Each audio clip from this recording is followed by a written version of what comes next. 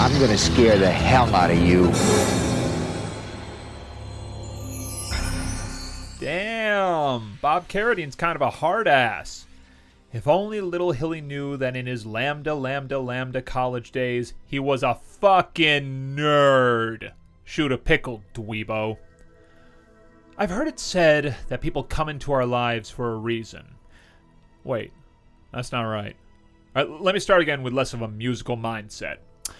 I've heard it said that people regard King's Tommyknockers as one of his weaker works. Yeah, there we go. And when you've written as many bangers or outright masterpieces as The Tall Drink of Water from Portland, you're gonna get some fluctuations much like the firing synapses of the soon-to-be toothless residents of Haven, Maine. Having finally caught up with the novel, I was pleasantly surprised to find it to be King's wonderfully nasty, loony answer to Invasion of the Body Snatchers. Unlike some of his trickier, more expansive tomes, an adaptation did seem possible considering the isolated locale and overall straightforwardness of the storyline. Adapter Lawrence D. Cohen isn't the most famous interpreter of King's stories, but considering he was the first and many tried and failed afterward, there's something to be said for his prowess as a screenwriter. The Tommyknockers is indeed the weakest, but that's not to say it isn't entirely worthless. Rather, it's not a great adaptation, but a respectful one. Imagine being John Ashton, humbly trying to date way out of his league Joanne Cassidy, and discovering the entire department is just trying to get him wet. What damages this TV miniseries the most is that it doesn't even need to be a two-part, 3-hour production. Most of the goings-on of the local residents end up as window dressing for the complicated relationship between Marge Helgenberger and Jimmy Smits. Helgenberger's discovery of an alien ship buried for possibly millions of years, and its subsequent psychic hold over her and her fellow neighbors, is the main crux, and could easily have remained the focus while still involving the townsfolk to a minor degree. Bits like Ashton's courting of Cassidy and a hot and heavy affair between milquetoast Cliff DeYoung and postal temptress Tracy Lords drag down the weak first part. It's in part 2 where the story really picks up, and we finally begin to see exactly what the eerie green light is doing to everyone, and why the local dentists are going to have a field day selling implants.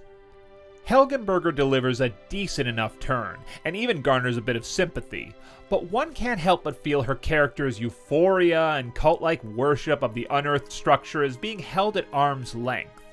Her deterioration is also handled at an especially low ebb. Smits is a strong actor and solid here, but the teleplay often asks him to be heavily melodramatic, especially when it comes to the depiction of alcoholism. Cassidy is warm and a reassuring presence, but her sudden disposal magnifies the general issue with the narrative. There's little rhyme or reason as to why some are affected and changed by the ship's emissions, and some aren't, while the novel makes it very clear why. Maybe Marshall was just too busy trying to maintain his composure around on-screen grandson Leon Woods, who's an absolutely atrocious actor with zero charisma and a flat delivery for what was one of the more compelling passages of the novel. Lords practically steals the movie as a vicious monster with killer lips and a killer lipstick ray.